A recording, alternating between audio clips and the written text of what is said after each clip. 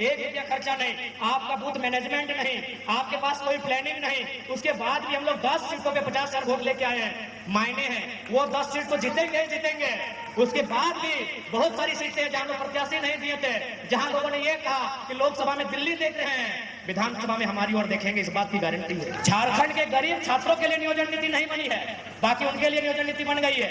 अगर आप कांग्रेस की बात करेंगे तो देखिए बगल में नियोजन नीति, सुबोध कांत की बेटी कौन है भाई, आ गई ना, 4.5 लाख वोट ले आई ना, नेता बन गई ना, ये है नियोजन नीति नेताओं की।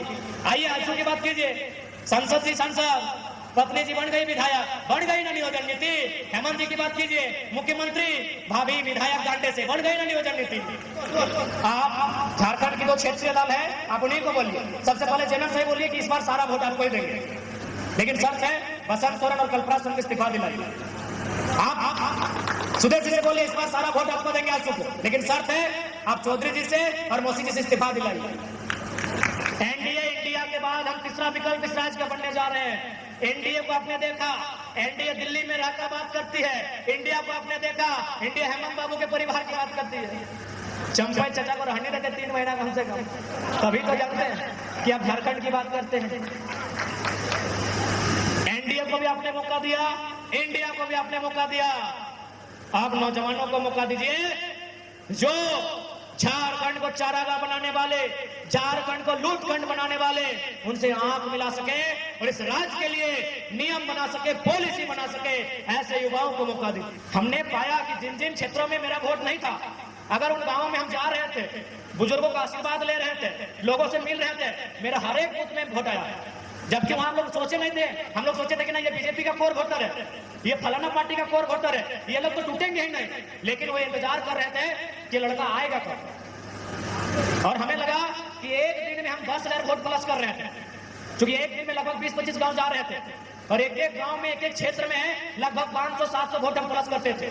यदि 10 दिन हम फील्ड में रहते हैं तो 10 दहाई 100 यानी 1 लाख वोट फिर हम ऐड करते हैं, और 1 लाख से ही तो अंतर रहा है, यानी गिरिडीह लोकसभा जीत जाती। पूरा में भी ठीक, आपके यहाँ शायद पीटीपीएस है ना, हमारे वहाँ सीटीपीएस है। सीटीपीएस के बगल में थर्मल प्लांट लगता है, जैसा कि प्लांट लगने के बाद की कहानी होती है, रैयत मुआवजा की मांग करते हैं, रैयत नौकरी की मांग करते हैं, वहां भी वैसा ही हुआ। फिर पुलिस बीच में आती है, कंपनी के दबाव में केस होता है, जैसा हर जगह पूरे झारखंड में रैयतों के साथ होता है, वहां भी 21 लड़कों के साथ केस हुआ। लेकिन केस करने के बाद मैनेजर ने क्या बोला मालूम है? केस करने के बाद मैनेजर ने कहा कि वोटिंग के दिन का इंतजार कीजिए, 4 तारीख का इंतजार कीजिए, 4 तारीख में अभी 5 दिन का समय है। यदि जयराम महतो गिरिडीह लोकसभा जीत के चले आएंगे तो केस को वापस कर लीजिएगा। बहुत पागल लड़का है, पता नहीं क्या करेगा। आप उन 21 लड़कों से जाके पूछ लीजिए। 4 तारीख जैसे ही चुनाव हम हारते हैं, 5 तारीख को वो केस टेनू घाट ट्रांसफर किया जाता है। टेनू घाट उनका कोर्ट कचहरी पड़ता है। यानी ये सिस्टम उनको भी मालूम है, अगर ये नौजवान पॉलिटिक्स में आएंगे तो फिर एक एक पाई का हिसाब लिया जाएगा। उतना छोड़िए, आपके रामगढ़ में 2 फैक्ट्रियां हैं, रामगढ़ और मांडू में।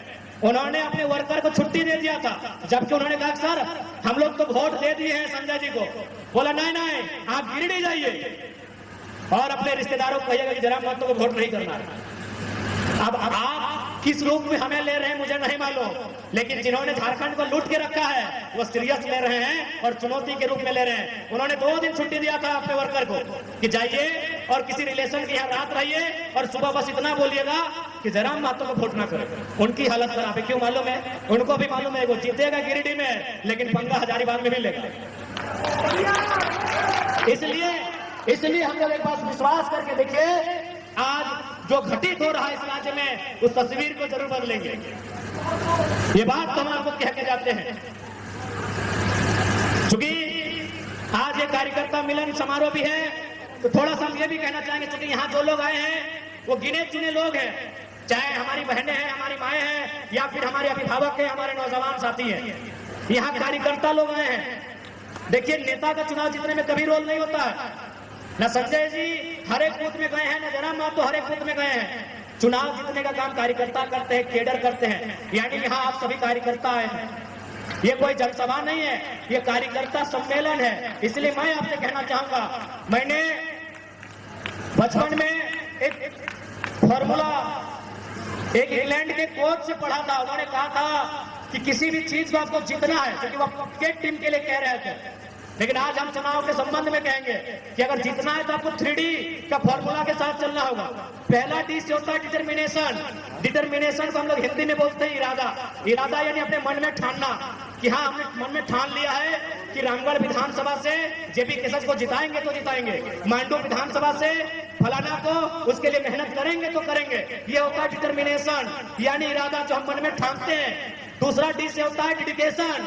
डेडिकेशन का मतलब होता है समर्पण। समर्पण का मतलब होता है कि आज बारिश हो रही है लेकिन लोग इंतजार कर रहे हैं, आप फिर भी भीगते भीगते या फिर बारिश की चुनौती को स्वीकार करते करते कार्यक्रम में जाते हैं। इसको समर्पण कहते हैं, डेडिकेशन कहते हैं।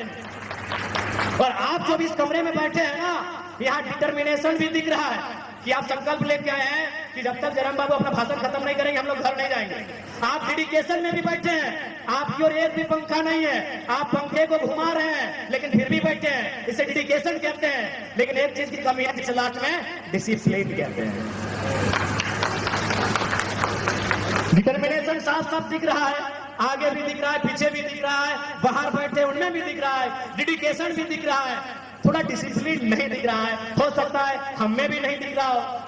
हम ये नहीं कह रहे हैं कि हम मोदी जी की तरह थोड़ी कह रहे हैं कि हम कोई अवतार लेके आए हैं, इसी मिट्टी से आए हैं। हो सकता है डिसिप्लिन हम में भी नहीं फॉलो हो रहा है।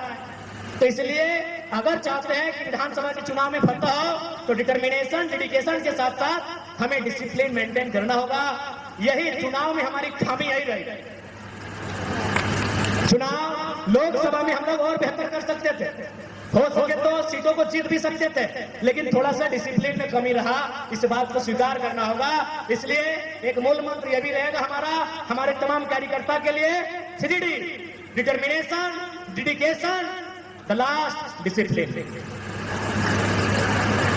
और साथ ही साथ डी के साथ CCC भी होना चाहिए। सी यानी कोऑर्डिनेशन, एक दूसरे को कोऑर्डिनेट करना होगा, कोऑपरेशन, एक दूसरे का सहयोग करना होगा, और सबसे महत्वपूर्ण कम्युनिकेशन। हमने कम्युनिकेशन नहीं है, कम्युनिकेशन यानी बातचीत। ये देखिए मंच में 15-20 साथी हैं, सभी रामगढ़ के हैं, लेकिन पूछेगा ना आखिरी बार कब एक दूसरे से बात हुई है? कम्युनिकेशन क्या पे हमारे बीच? आज हम उस दौर में जी रहे हैं कि इंस्टाग्राम में हम लोग रोज 25 लोगों से बात करते हैं, लेकिन खुद के भाई से और बहन से अगर सुबह मिलता है तो हम लोग उसका हाल समाचार भी पूछ नहीं पाते। उस दौर में हम जी रहे हैं। तो इसलिए अगर किसी संगठन को जिंदा रखना है तो कोऑर्डिनेशन, कोऑपरेशन और कम्युनिकेशन होना चाहिए।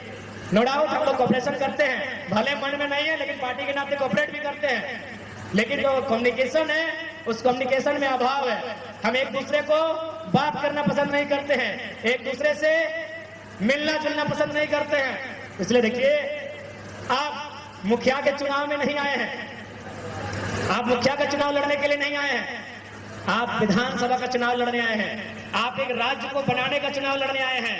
अगर आपके अंदर ये गुण नहीं होगा, ये क्वालिटी नहीं होगी, तो मुझे नहीं लगता है कि हम लोग विधानसभा अच्छा कर पाएंगे। देखिए, अगर ज्यादा क्या है, हार भी जाएंगे तो हम लोग आंदोलन करेंगे, लेकिन आंदोलन से मैक्सिमम समस्याओं का समाधान नहीं होगा। आज जो लाखों लोग हम लोगों पे उम्मीद लगा के बैठे हैं, आज जो अपने मजदूरी का कुछ अंश बचाकर हमारे लिए चंदा करते हैं, हमें चुनाव लड़ने के लिए सहयोग देते हैं, बड़ा दुख होगा अगर हम अपने स्वार्थ की पूर्ति के लिए अगर उनके विश्वासों का गला घोटने का काम करते हैं। तो हमें लगता है भले ये लोग बड़े भोले भाले हैं, ये आपको माफ कर दें, लेकिन आपका जमीर आपको माफ नहीं कर पाएगा। इसीलिए ये दौर नहीं है हमें आपस में प्रतिस्पर्धा करने का, ये दौर नहीं है हमें आपस में द्वेष फैलाने का, ये दौर है इस राज्य के नवनिर्माण का, इस राज्य के पुनर्गठन का, इस राज्य की आवाम के जो हक अधिकार जिनसे वो वंचित हो रहे हैं, उस हक अधिकार को स्थापित करने का ये दौर है। यही हम कहना चाहेंगे और अंत में यही कहेंगे कि भैया अभी देख लीजिए, इंडिया की टीम जो T20 वर्ल्ड कप जीत के आई है, क्या खुशी है, क्या उल्लास है, क्या हर्ष है। चाहे मैन ऑफ द मैच जीतने वाले विराट कोहली हैं या फिर एक मैच में मौका ना मिलने वाला यशस्वी जायसवाल है, जश्न मना रहे कि नहीं मना रहे। तो हमारे कहने का मतलब है कि हारी हुई टीम का कैप्टन बनने से अच्छा है विजेता टीम का प्लेयर बन के रहिए।